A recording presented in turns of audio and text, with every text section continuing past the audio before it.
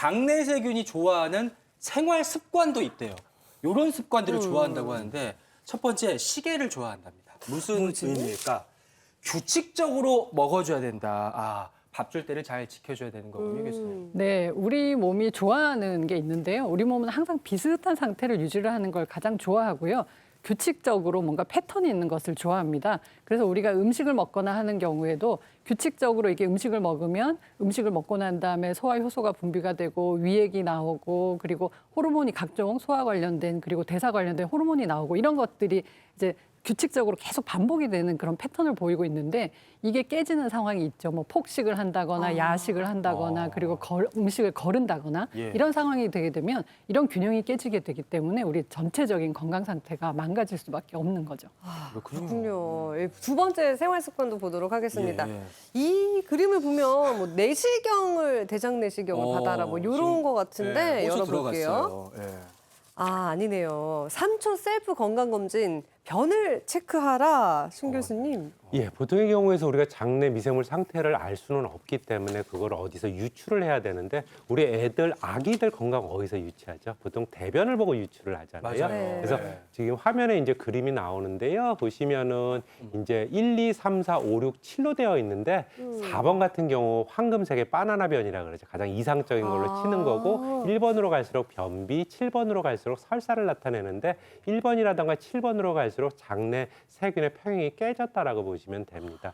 그리고 우리가 음식물이 잘 발효가 되면 좋은 향기가 나잖아요. 그렇죠? 그쵸. 근데 이제 부패가 되면 썩은 냄새가 나죠. 이 썩은 냄새 나는 게 주로 암모니아 종류라든가 이런 거거든요. 그래서 우리가 방구 냄새가 조금 암모니아 냄새가 많이 난다던가 이랬을 때는 조금 현재 내 장내 세균 상태는 조금 안 좋구나 이렇게 이해하시면 될 것 같습니다. 예. 진짜 우리말이 정말 절묘한 게 대변을 본다 그러잖아요. 그렇죠. 그 본다가 본다. 그 본다예요? 네, 그러니까 아, 화장실 보고 물 내리지 말고 대변을 봐라, 본다. 앉아서 본다. 요거를 꼭 기억해 주시면 네. 좋을 김승희 것 아나운서가 같아요. 한국어 연구부 팀장이거든요. 네. 예, 감사합니다. 네. 자, 다음으로 넘어가서.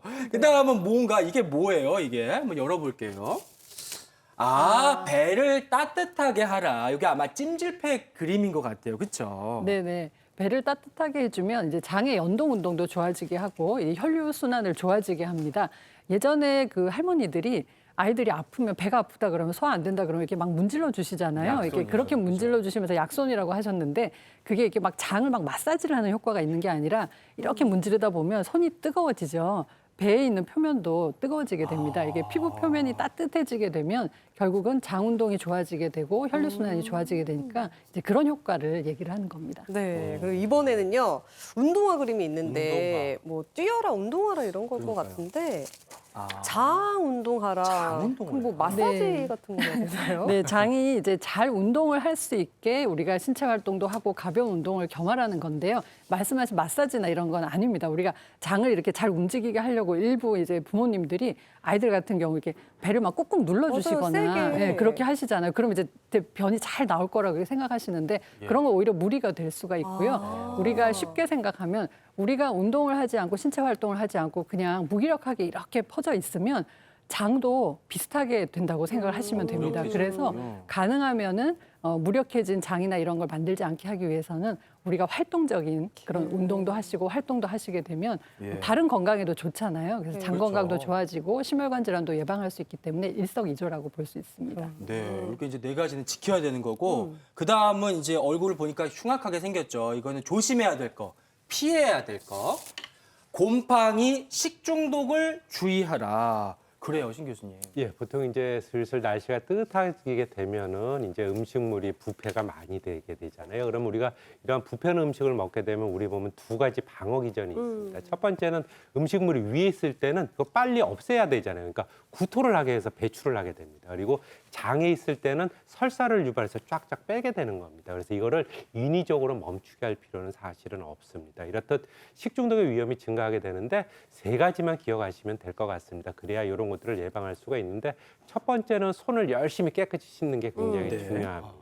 두 번째는 음식물 같은 경우 냉장고에 이제 오래 보관하게 되잖아요. 그렇죠? 그러다 보면 아까워서 또 기간이 지난 거 먹게 되는데 맞아요. 과감히 버리시는 게 좋습니다. 그리고 세 번째 같은 경우에서는 물 같은 경우 끓여 먹었을 경우에는 우리가 식중독을 예방할 수 있으니까 이 세 가지 수칙 반드시 지키시길 부탁드립니다. 네, 또 마지막으로 뭘 주의해야 되는지 알아보도록 하겠습니다. 베개 그림이 있는데 스트레스를 적극적으로 관리해야 되겠죠, 신 교수님. 예, 우리가 보통 장이 예민하신 분들 보면은 되게 좀 민감하신 분이 많고요. 잠을 맞아요. 잘 못 주무시는 분들이 많습니다. 즉 스트레스에 좀 노출이 남들보다 잘 된다고 보는데 이 스트레스를 받게 되면 우리 몸에는 이제 반응을 하게 됩니다. 이제 교감 신경이 이제 흥분하게 되는데 그랬을 경우에는 첫 번째 소화액 분비가 안 됩니다. 두 번째는 위랑 장으로 가는 혈관이 수축을 해요. 수축으로 가니까 피 공급이 제대로 안 되니까 일을 제대로 못 하겠죠. 그렇겠죠. 예. 그리고 세 번째는 아까 장이라든가 위 연동 운동한다 그러잖아요. 네. 이게 안 됩니다. 그러니까는 소화가 당연히 안 될 수밖에 없죠. 그리고 우리 몸인 적당히 잘 자야 우리 몸의 다음날 컨디션이 좋잖아요. 맞아요. 그렇죠. 똑같습니다. 장도 제대로 못 자면 지 기능 제대로 발휘 못하기 때문에 충분한 수면을 받으시고 스트레스를 풀려고 많이 노력하시는 것들이 장 건강에는 굉장히 좋습니다. 네.